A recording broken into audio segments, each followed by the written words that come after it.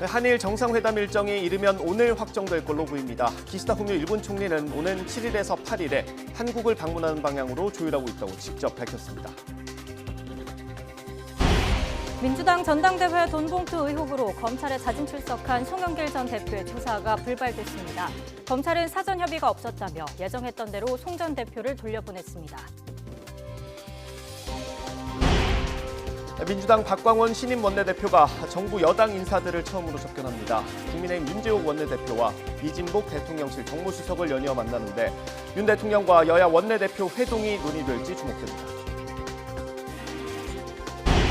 4월 소비자 물가가 1년 전 같은 달보다 3.7% 상승했습니다. 1년 2개월 만에 상승률이 3%대로 떨어졌습니다. 뉴스앤이슈 2부 시작합니다. 기시다 후미오 일본 총리가 오는 7일에서 8일 한국을 방문하는 방향으로 조율하고 있다고 직접 밝혔습니다.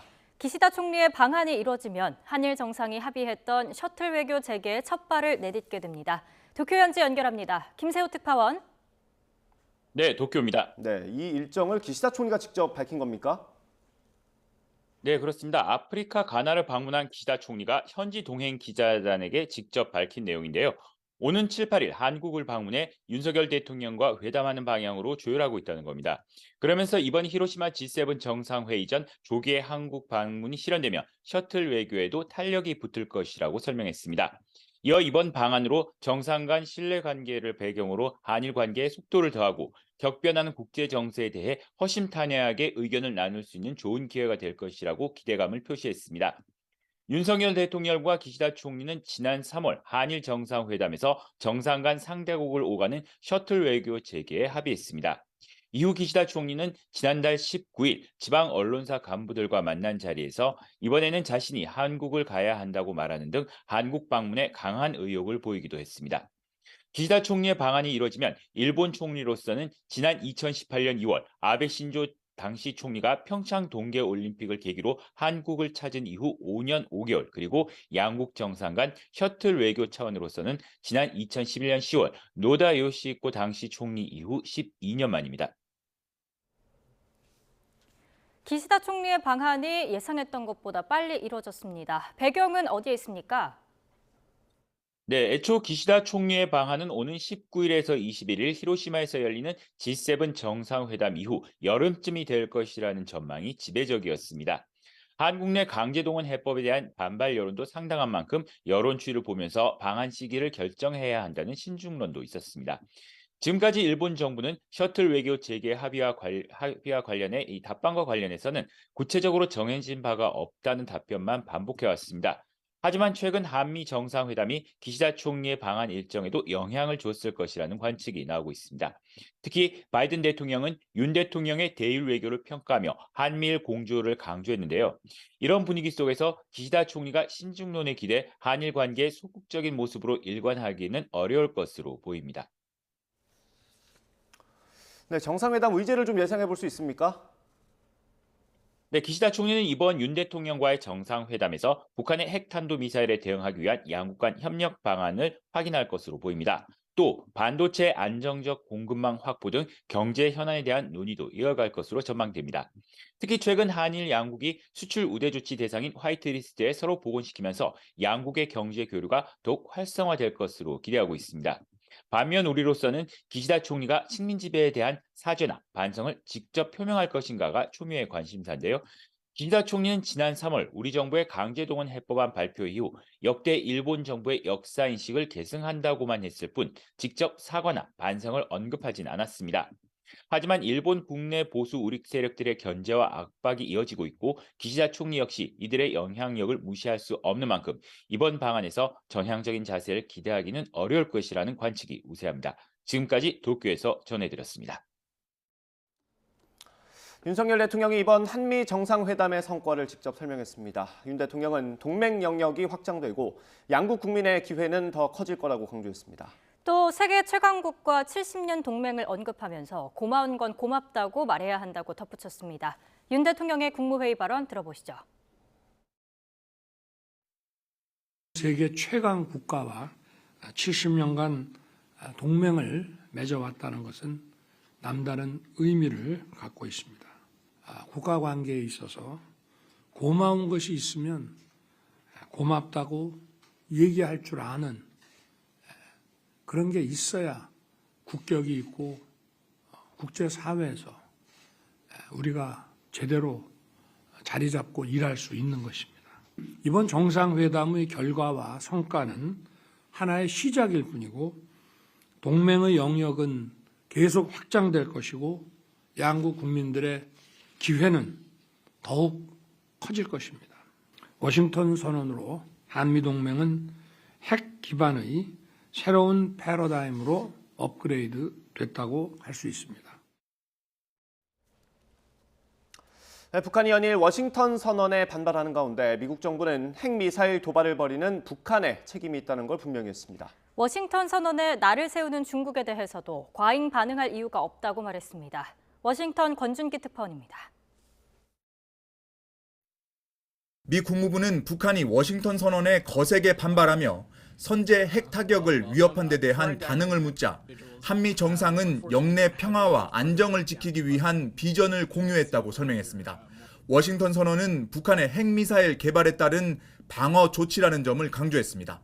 한미 두 나라가 확장 억제를 강화할 수밖에 없는 이유를 북한이 먼저 제공했다는 겁니다.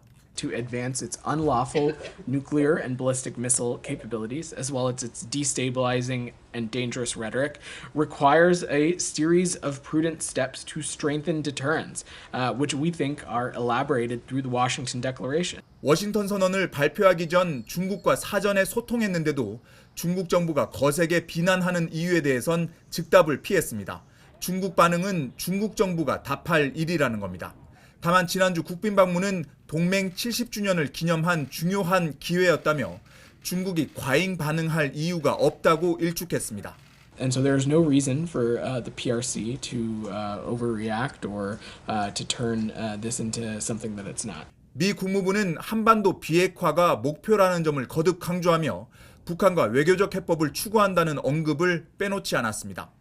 정치 전문 매체 더 힐은 워싱턴 선언이 한국을 당장 안심시킬 수 있을지 몰라도 근본적인 해법은 될 수 없다고 지적했습니다. 그러면서 북한 비핵화에 대한 비현실적인 기대 대신 군축을 통해 북한 핵무기를 제한해야 한다고 주장했습니다. 워싱턴에서 YTN 권윤기입니다. 민주당 전당대회에서 돈 봉투가 오갔다는 의혹의 핵심 인물인 송영길 전 대표가 오늘 검찰에 스스로 출석했습니다.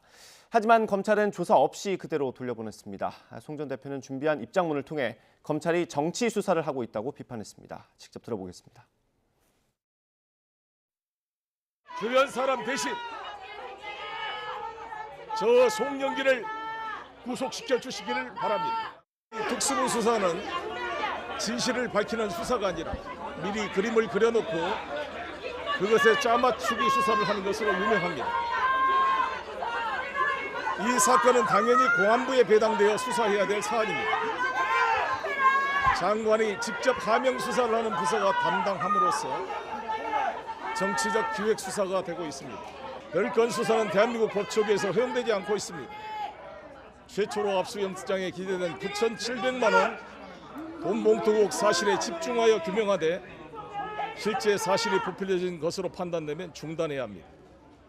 이번 사건과 관련이 없는 10년 이상 유지되어 온 사단법인이자 기재부 지정 기부 단체인 먹고 사는 문제 연구소에 대한 압수수색은 명백한 정치적 탄압 행위입니다. 송영길 전 대표의 자진 출석을 두고 국민의힘은 꼼수 출두쇼라고 맹비난했습니다. 고도의 정치적인 계산이 깔려 있다는 겁니다. 윤재욱 원내대표 발언 들어보겠습니다. 겉으로는 검찰 수사에 협조하는 모양새를 취하는 듯하나 실제로는 검찰 수사를 방해하고 여론을 호도하려는 고도의 정치적 계산에서 비롯된 것이라고 생각합니다. 민주당 돈봉투 게이트는 얄팍한 출두쇼로 덮을 수 없는 국민적 공분이 있다는 사실을 자각해야 할 것입니다. 송 전 대표가 지금 할 일은 위장 탈당쇼, 꼼수 출두쇼가 아니라 돈봉투 의원들과 함께 솔직하게 모든 진상을 밝히고 국민 앞에 사죄하는 것임을 명심하시기 바랍니다. 반면 민주당에서는 부당한 수사를 알리고 빠른 수사를 촉구하기 위한 의미 있는 행동이었다는 평가가 나왔습니다. 다만 당 차원의 대응을 두고는 의원들마다 온도차가 조금씩 있었습니다. 내일 예정된 의원총회에서 관련 논의가 있을 예정인데 윤관석, 이성만 의원에게 탈당을 권유할지 주목됩니다. 조홍천 의원과 송갑석 최고위원 얘기 들어보겠습니다.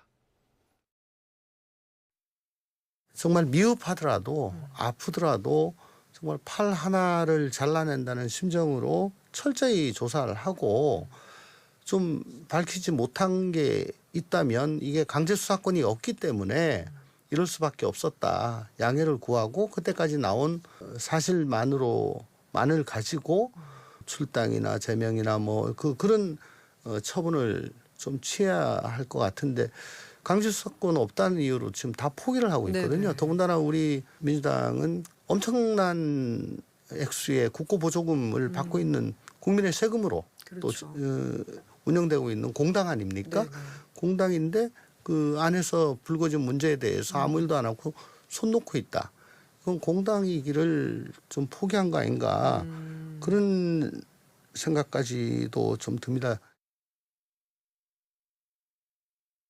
자료 자체가 저희가 없기 때문에 자체 진상조사가 어느 만큼 실효성이 있을 것인가 이런 지도부의 고민이 참 많았습니다. 예. 그러면서 그것이 실효성이 크지 않겠다라고 생각을 해서 한 거고요. 그다음에 벌어져 있는 일에 대해서 최소한 당이 또 어떤 개인이 어떤 책임 있는 행동을 하는 것은 전체 진상이 밝혀지기 전이다 할지라도 필요하지 않느냐라고 하는 또 상당수 의견이 있습니다. 그래서 이제 그런 측면에서 자진 탈당 권유 이런 것들이 있을 수 있는 것이고요.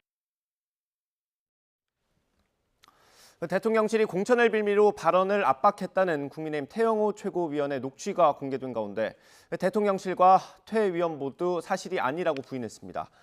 대통령실 이진복 정무수석은 오늘 용산 대통령실 브리핑을 통해서 태영호 의원과 공천 얘기를 전혀 나눈 적이 없다고 일축하고 태 의원에게도 사과 전화를 받았다고 밝혔습니다.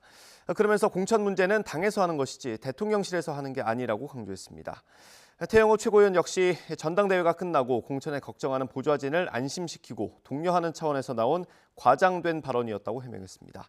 어제 MBC는 이진복 수석이 공천을 거론하며 한일 관계를 옹호하는 발언을 하라고 말했다는 태영호 의원의 녹취를 입수해서 보도했습니다. 더불어민주당 박광훈 신임 원내대표가 오늘 오후 국민의힘 윤재옥 원내대표와 대통령실 이진복 정무수석을 만납니다. 상견례를 겸한 당선 축하 자리지만 향후 국회 운영 방안과 현안을 놓고도 의견을 나눌 걸로 보입니다. 특히 이진복 정무수석과 만난 자리에서 윤석열 대통령과 여야 원내대표 간 회동이 실제로 제안될지 여부에도 관심이 쏠리고 있습니다. 간호법 제정에 반대하는 대한의사협회를 포함한 13개 보건의료단체가 내일 부분 파업에 들어갑니다. 13개 단체 보건복지의료연대는 기자회견을 열고 내일 간호조무사협회를 중심으로 한 1차 연가투쟁을 진행하고 오는 11일에 2차 연가투쟁과 단축진료를 실시한다고 밝혔습니다. 또 간호법 폐기 등이 이루어지지 않으면 오는 17일에는 연대 총파업을 하는 등 투쟁 수위를 높여갈 거라고 강조했습니다. 정부는 내일로 예정된 보건의료연대의 연가투쟁과 관련해 휴진 자제를 촉구했습니다. 보건복지부는 회의를 열고 비상진료기관 운영 방안을 점검하고 의료 공백이 발생하지 않도록 휴진을 자제해달라고 강력하게 요청했습니다. 이렇게 간호법 제정안 통과에 후폭풍이 이어지면서 윤석열 대통령의 거부권 행사 여부에도 관심이 쏠리고 있습니다.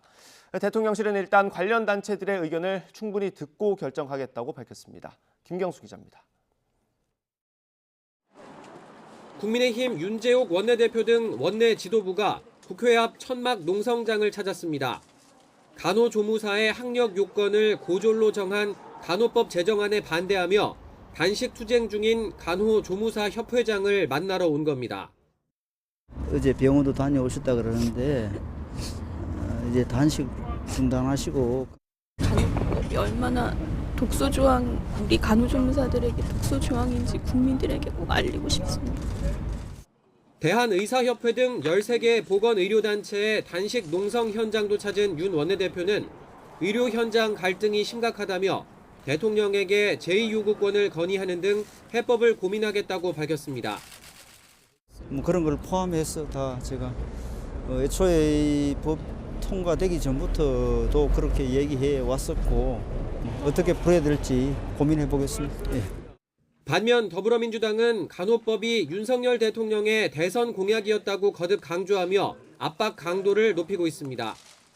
중범죄를 저지른 의사의 면허를 취소하는 의료법 개정안 역시 대통령이 거부할 이유가 없다는 입장입니다. 대통령이 또 거부권을 행사할까요? 그러면 굉장히 독특한 분이라고 봐야 되겠죠. 간호법도 본인들의 그런 공약이고. 간호법 제정안은 오는 4일 정부로 이송될 것으로 전망되는데 윤 대통령은 이날부터 15일 안에 제2요구권 행사 여부를 결정해야 합니다. 대통령실은 국회에서 일방적으로 처리된 법안에 대한 제2요구권 행사를 검토하는 게 일반적이지만 법안의 특수성도 고려하겠다면서 관련 단체의 의견을 충분히 듣고 당정 협의도 거쳐 결정하겠다고 설명했습니다. 간호법 찬반에 따라 이해 당사자들이 추가 집단 행동까지 예고하며 첨예하게 맞서고 있는 가운데 미국 국빈 방문을 마친 윤 대통령이 최종적으로 어떤 결론을 내릴지 관심이 쏠립니다. YTN 김경수입니다. 미국에서 세 번째로 부도 위기에 놓인 지역은행을 세계 최대 투자은행인 JP모건이 인수하기로 했습니다. 이로써 미국 은행에서 시작된 금융위기설은 일단 누그러질 거로 보이는데요. 금융가는 앞으로의 영향에 촉각을 곤두세우고 있습니다. 조용상 기자입니다. 미국 금융 시스템의 약한 고리로 꼽히는 퍼스트 리퍼블릭 은행이 JP모건 품에 안깁니다. 자산 2,300억 달러, 총 예금은 1,000억 달러에 이릅니다. JP모건 회장은 정부 요청에 따라 인수했다고 밝혔습니다. 지난 3월 초 120달러 수준이던 주가가 98% 폭락하자 금융 전반으로 위기가 번질 것을 우려한 당국이 적극적으로 개입한 것입니다. 투자은행을 빼면 지난 2008년 금융위기로 무너진 워싱턴 뮤추얼에 이어 두 번째로 규모가 큰 은행의 파산이기 때문입니다. Pleased to say that the regulators have taken action to facilitate the sale of First Republic Bank and ensure that all depositors are protected and the taxpayers are not on the hook. 인수자가 확정되면서 실리콘밸리 은행과 시그니처 은행이 이어 올해만 세 번째로 은행이 문을 닫게 됐습니다. 은행권 위기 확산은 일단 진정 국면에 접어들 것으로 분석되지만 경제에 미칠 영향은 여전히 불확실합니다. 특히 이번 사태로 은행들이 신용 기준을 높이면서 소비 투자 심리가 위축되고 경기 둔화로 이어질 수 있다고 우려합니다. 因为他们主要是中小型银行和区域性银行的客户嘛，那么他们下一步的支出啊、投资再扩大生产啊，还有他们下一步的经营成长业绩啊等等，都是带来较大的不确定性和风险。 샌프란시스코 본사를 비롯해 8개 주에 있는 퍼스트 리퍼블릭 지점 84곳은 JP모건 체이스 은행으로 다시 문을 열게 됩니다. 미 금융당국도 퍼스트 리퍼블릭의 모든 자산을 압류해 인수 작업을 돕기로 했습니다. YTN 조용성입니다.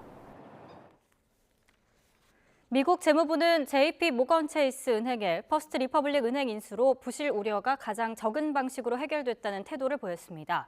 로이터 통신은 재무부 대변인이 예금 보험 기금이 가장 적은 비용을 내고 모든 예금자를 보호할 수 있는 방식으로 해결돼 고무적이라는 뜻을 밝혔다고 보도했습니다. 미국 정부가 다음 달 1일 채무 불이행 디폴트 가능성을 경고하고 나서며 부채 한도 상향을 둘러싼 긴장이 고조되고 있습니다. 제닛 옐런 재무장관은 현지 시간 1일 공화당 소속 케빈 메카시 하원 의장을 비롯한 의회 지도부에 보낸 서한에서 6월 초에는 모든 정부 지급을 충족하기 어려울 거라는 게 최선의 추정이라며 아마 1일이 될 거라고 밝혔습니다. 그러면서 의회는 가능한 빨리 부채 상환을 연장 또는 올리는 조치를 취해야 하고 이를 통해 정부 지불에 대한 장기적 확실성을 부여해야 한다고 강조했습니다. 국제통화기금 IMF는 미국 연방준비제도를 비롯한 각국 중앙은행들이 인플레이션을 낮출 수 있는 지점에서 금리를 엄격하게 유지해야 한다고 강조했습니다. IMF 총재는 미국 LA에서 열린 밀컨 연구소 대담에서 인플레이션이 원하는 만큼 빠르게 내려가지 않고 있다며 이같이 말했습니다. 또 세계 경제 성장이 역사적으로 낮은 수준을 보인다며 올해 성장률이 2.8%로 둔화하는 데 이어서 내년에는 불과 3% 정도로 회복하고 향후 5년간 3% 수준에 머물 거로 예상했습니다. 소비자 물가 상승률이 1년 2개월 만에 3%대로 떨어졌습니다. 통계청이 발표한 4월 소비자 물가 동향을 보면 지난달 소비자 물가는 1년 전 같은 달보다 3.7% 상승했습니다. 소비자 물가가 3%대를 기록한 건 지난해 2월 3.7% 이후 14개월 만입니다. 최저임금위원회가 오늘 오후 첫 회의를 엽니다. 인상률은 물론이고 업종별로 차등 적용하는 안건까지 논의할 게 많은데 노정 관계는 극단으로 치닫고 있습니다. 김연아 기자가 보도합니다.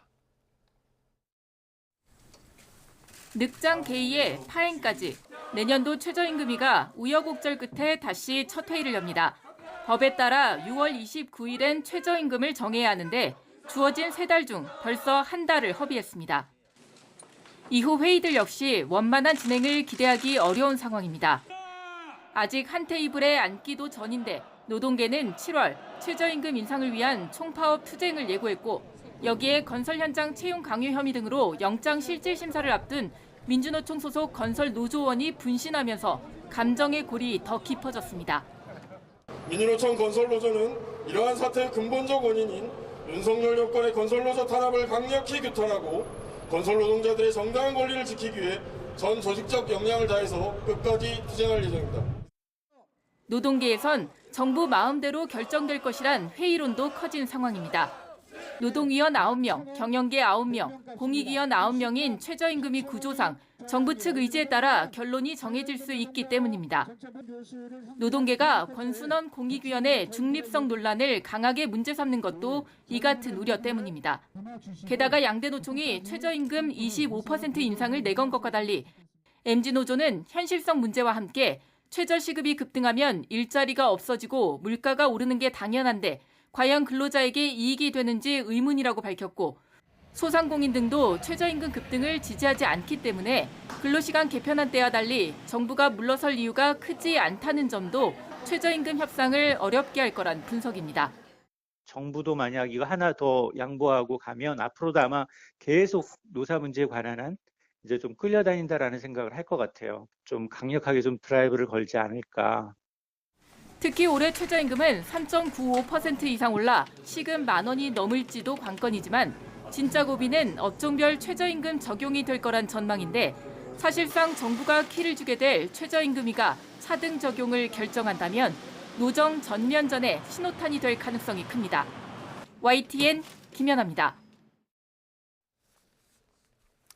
한국노총이 해마다 정부로부터 지원받던 26억 원 규모의 국고보조금 지원 사업에서 탈락했습니다. 한국노총은 매년 26억 원 규모로 지원을 받아오다 올해는 선정되지 못했는데 노조 회계를 제출하지 않은 게 영향받은 걸로 보입니다. 정부는 앞서 지난 2월 회계 관련 법령상 의무를 준수하지 않는 단체는 지원 사업 선정에서 배제한다는 방침을 밝혔고 한국노총은 정부의 회계자료 관련 제출 요구는 자주성을 침해하는 행위라며 자료 제출을 거부했습니다. 퇴직 후 국민연금을 매달 200만 원 넘게 받는 사람이 올해 들어서 15,000명을 넘어섰습니다. 국민연금공단은 올해 1월 말 기준 월 200만 원 이상의 노령연금을 받는 수급자는 15,290명이라고 밝혔습니다. 이는 지난해 12월 말 기준 5,410명보다 2.8배가 많은 수준입니다. 키움증권이 주가 폭락 사태 배후로 지목된 투자업체 라더견 대표를 허위사실 적시에 따른 명예훼손 혐의로 오늘 경찰에 고소합니다. 키움증권은 김익래 다우키움그룹 회장의 주식 처분과 폭락 사태는 인과관계가 없다며 라 대표가 허위사실을 유포하고 있다고 주장했습니다. 앞서 라 대표는 김익래 회장이 시간 외 대량 매매를 통해 다우데이터 주식을 매도한 뒤 주가 폭락이 이어졌고 이를 통해 600억 원대의 차익과 함께 증여세 절세 효과를 거뒀다는 의혹을 제기했습니다. 최근 무더기 주가 폭락 사태 진원지로 지목된 차액 결제 거래 CFD를 하는 개인 전문 투자자가 매년 급증해 2만 5천 명에 이르는 걸로 파악됐습니다. CFD 거래가 허용된 개인 전문 투자자는 2020년 말 11,626명에서 2021년 말 24,365명으로 1년 사이 2배 이상 급증했습니다. 이처럼 개인 전문 투자자의 CFD 거래가 급증한 건 정부가 2019년 11월 모험 자본 공급 활성화를 위한 전문 투자자 육성을 위해 개인 전문 투자자 지정 요건을 완화했기 때문으로 분석됩니다. 무더기 하한가로 이어진 주가 폭락 사태. 피해가 이렇게 커질 때까지 막을 방법은 없었던 걸까요? 금융당국의 늑장 대응이 도마 위에 올랐습니다. 주식 거래 이상 징후를 사전에 파악할 수 없었냐는 지적이 나옵니다. 1차적으로 주가 조작이나 이상 징후 포착은 한국거래소가 맡습니다. 시장의 불공정 거래를 감시하고 그 결과를 금융당국에 보고해야 하는데요. 이상 거래가 포착되면 별도의 시장 경보 조치도 가능합니다.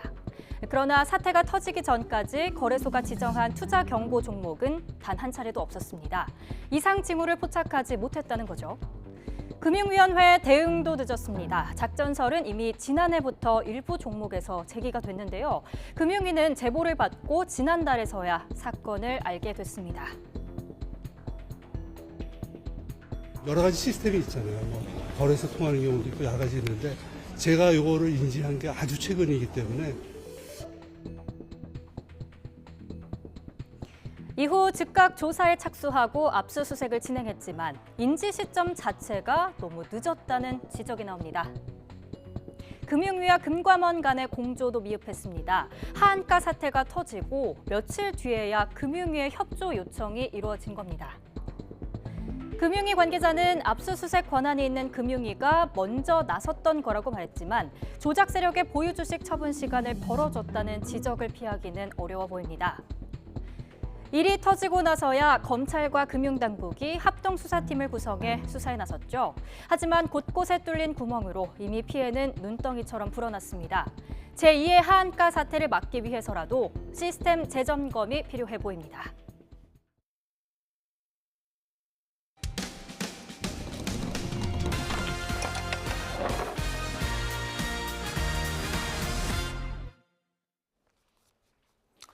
금융권을 사칭한 이른바 보이스피싱 사기가 여전히 끊이지 않고 더 교묘하게 진화하고 있습니다.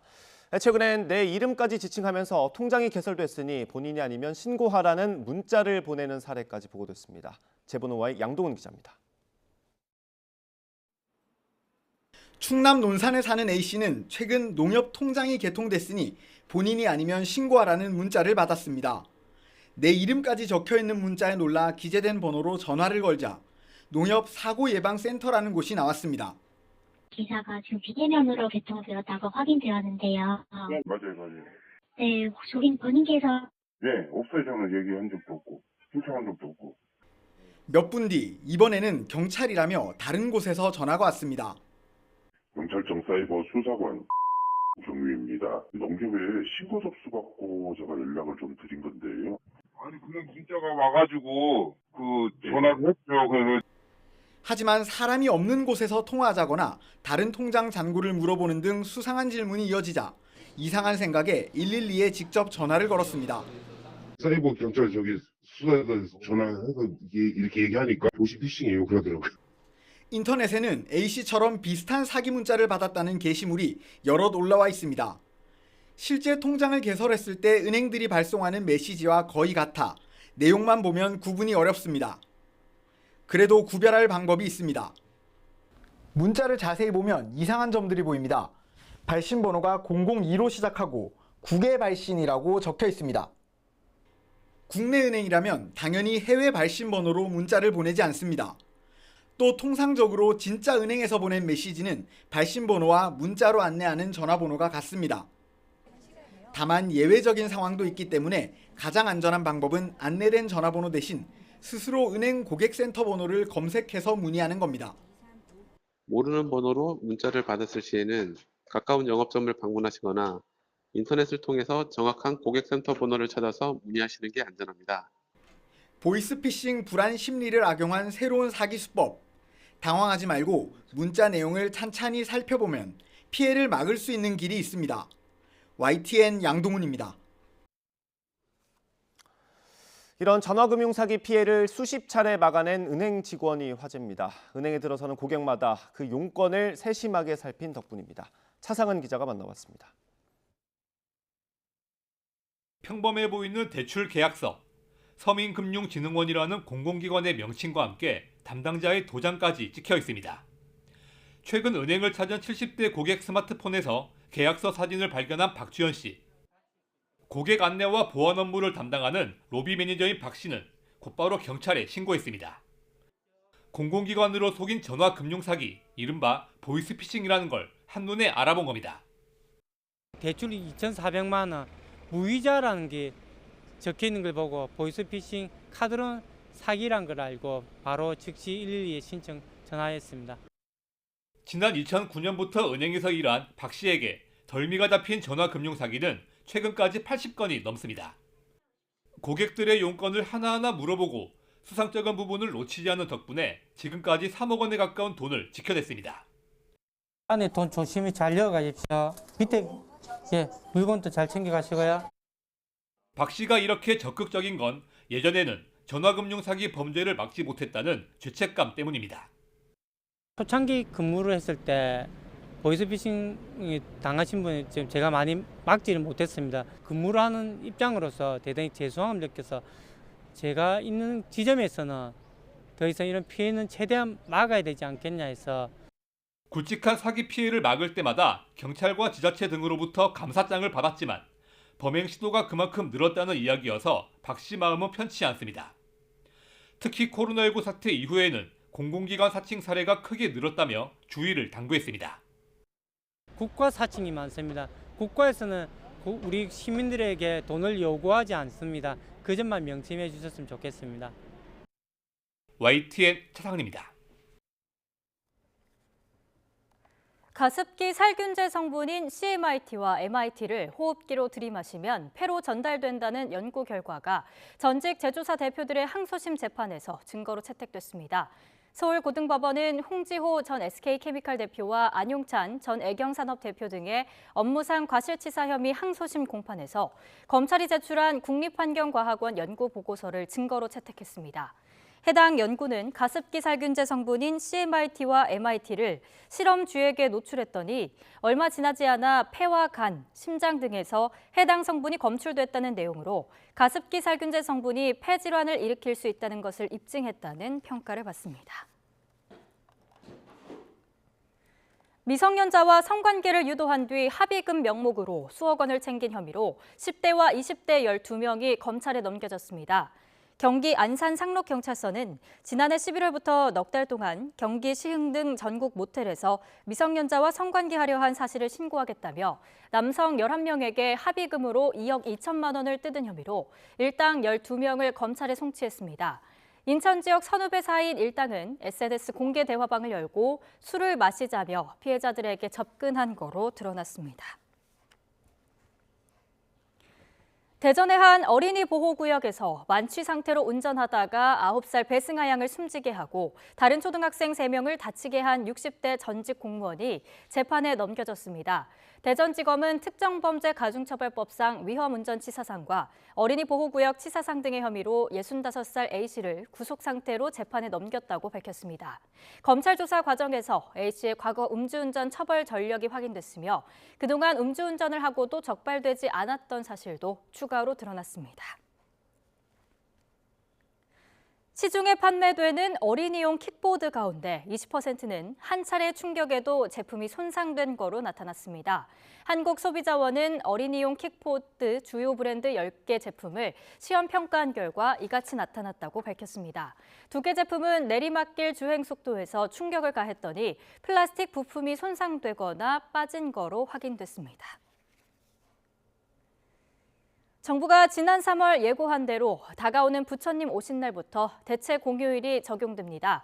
인사혁신처는 이런 내용을 담은 관공서 공휴일에 관한 규정 개정안이 국무회의를 통과했다고 밝혔습니다.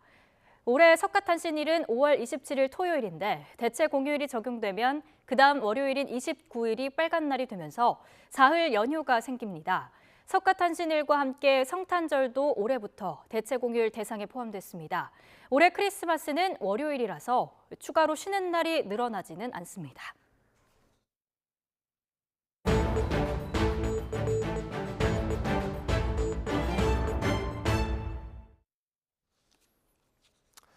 전세 사기 피해자가 2,000명에 육박하는 것으로 파악됐습니다. 경찰이 확인한 피해액은 3천억 원을 넘었습니다. 피해자가 많은 만큼 그 유형도 다양했습니다. 저희가 단독으로 취재해서 보도했던 서울 은평구 사건의 경우 상업용 빌라만 노린 걸로 나타났습니다. 뭐가 문제인지 취재기자 연결해서 자세히 들어보겠습니다. 권준수 기자. 네, 사회 일부입니다. 네, 일단 은평구 사기 사건부터 전해주시죠. 어떤 내용이었습니까? 네, 서울 서부경찰서는 은평구에서 100채 가까이 빌라를 소유한 것으로 알려진 임대인 이모 씨를 사기 혐의로 입건해 수사하고 있습니다. 이 씨는 은평구 일대에서 빌라를 무자본 갭투자 형태로 사들인 뒤 임차인들의 전세 보증금을 가로챈 혐의를 받습니다. 경찰은 이 씨가 상업용 빌라인 근린생활시설을 사서 주거용으로 세를 준 것으로 파악하고 있습니다.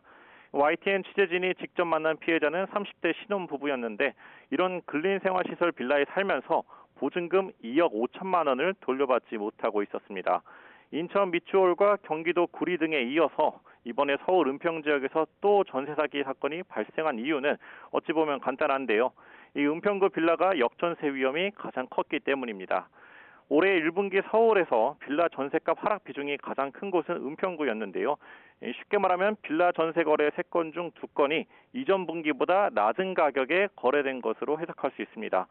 집주인 입장에서는 세입자에게 보증금을 돌려주지 못할 위험이 그만큼 높은 겁니다.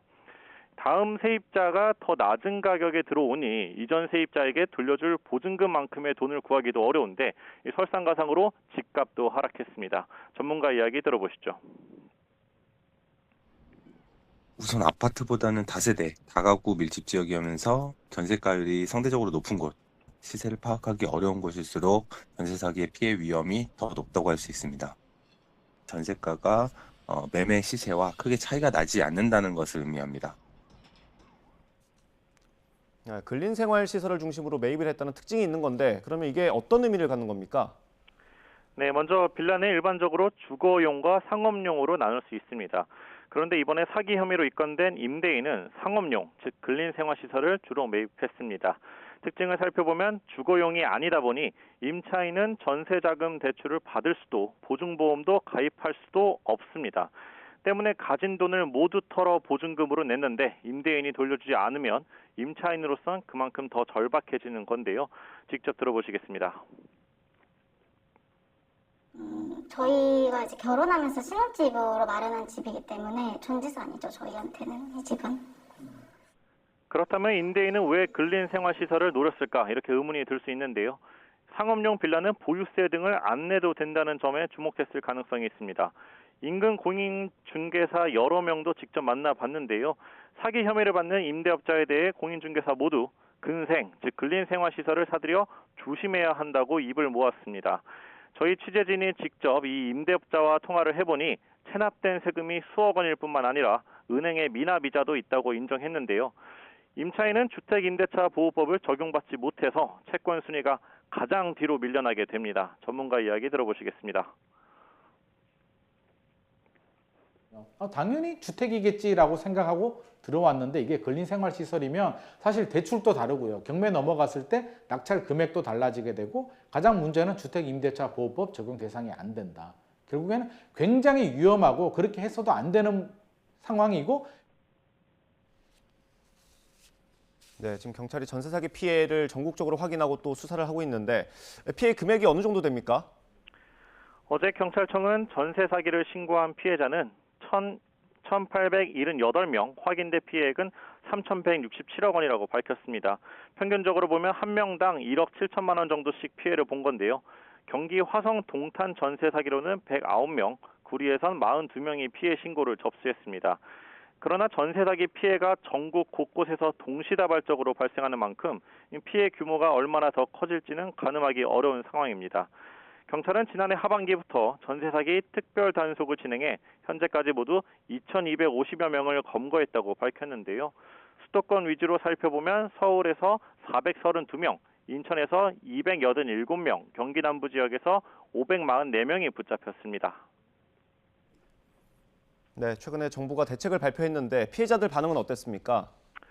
네, 먼저 정부가 내놓은 전세 사기 피해 지원 특별법을 적용받으려면 6가지 요건을 충족해야 합니다. 많다고 느낄 수 있는데 먼저 대항력을 갖추고 확정 일자를 받은 임차인이어야 합니다. 또한 주택에 대해서 경매나 공매가 진행되어야 하고요.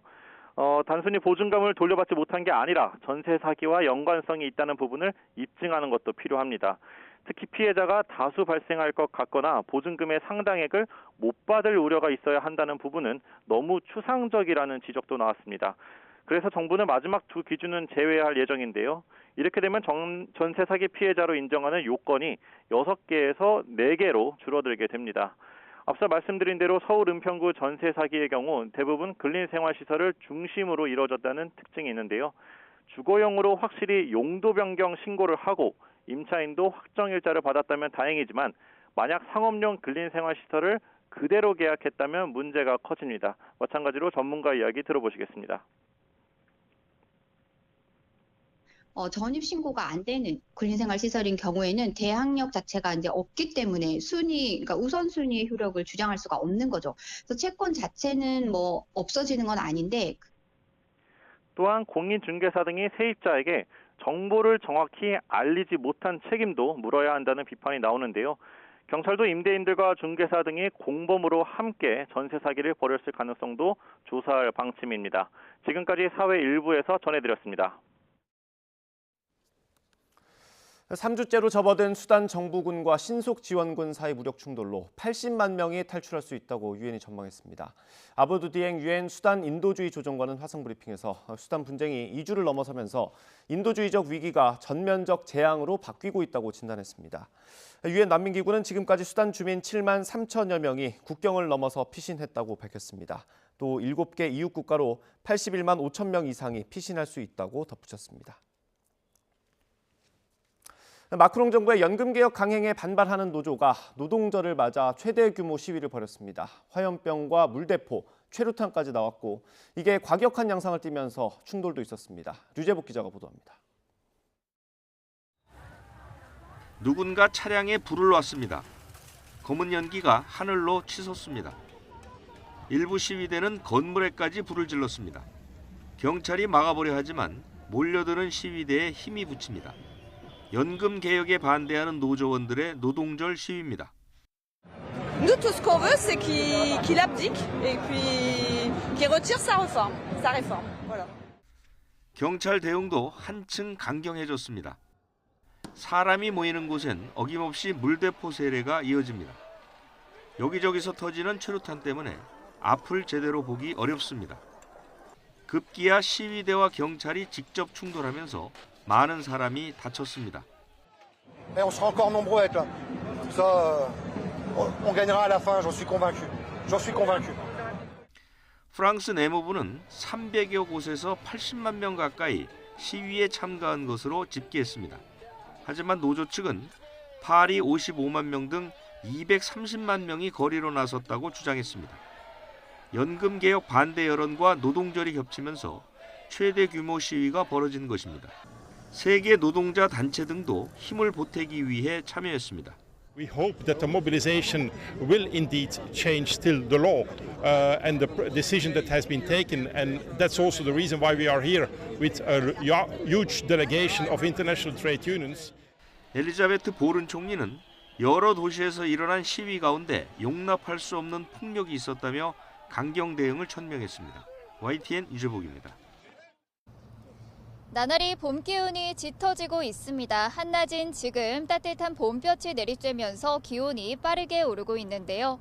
현재 서울 기온은 22.6도로 어제보다 더 포근함이 감돌고 있고 앞으로 기온은 1도에서 2도 정도는 더 높아지면서 종일 완연한 봄 날씨를 느낄 수 있겠습니다. 다만 낮 기온이 이렇게 크게 오르는 만큼 일교차가 15도 안팎으로 극심하게 벌어지고 있으니까요. 옷차림에 각별히 주의하셔야겠습니다. 현재 전국적으로 맑은 하늘이 함께하고 있고 미세먼지 농도도 보통 수준으로 대기질도 깨끗합니다. 다만 강원 영동과 경부 일부 지역에는 건조특보 속에 메마른 날씨가 계속되고 있는데요. 바람도 다소 강하게 불고 있어서 산불 등 화재 가능성이 무척 큰 만큼 불씨 관리 철저히 해주셔야겠습니다. 오늘 낮 기온은 어제보다 2도에서 5도가량이 높아서 따뜻하겠습니다. 서울과 대구가 25도, 대전과 광주는 26도 등으로 예상되고 있습니다. 내일 밤 제주도에서 비가 시작돼 모레 밤에는 전국으로 비가 확대하겠는데요. 이 비는 어린이날까지 이어지겠고 마치 여름처럼 강한 비바람이 몰아치겠습니다.